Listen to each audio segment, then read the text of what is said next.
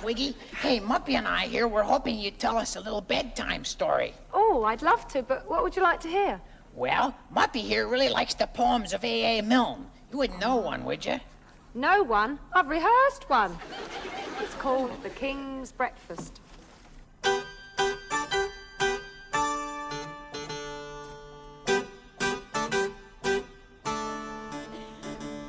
The king asked the queen, and the queen asked the dairymaid. Could we have some butter for the royal slice of bread? The queen asked the dairymaid. The dairymaid said, certainly. I'll go and see the cow now, before she goes to bed. The dairymaid, she curtsied and went to see the Alderney. Don't forget the butter for the royal slice of bread. The Alderney said sleepily, You'd better tell His Majesty that many people nowadays like marmalade instead. The dairymaid said fancy and went to Her Majesty. She curtsied to the Queen and she turned a little red.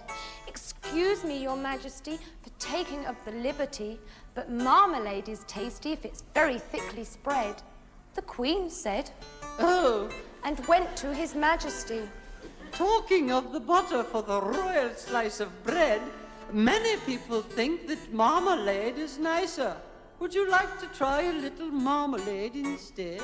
The King said, Bother. and then he said, Oh, dearie me. the King sobbed Oh, dearie me. and went back to bed. Nobody He whimpered. could call me a fussy man. I only want a little bit of butter for my bread.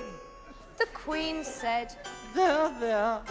and then she went to the dairymaid. The dairymaid said, there, there, and went to the shed. The cow said, Oh, there, I didn't really mean it.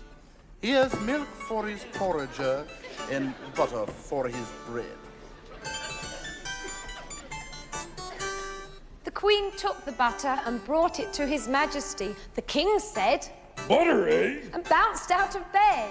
Nobody. He said, as he kissed her tenderly. Nobody. He said, as he slid down the banisters.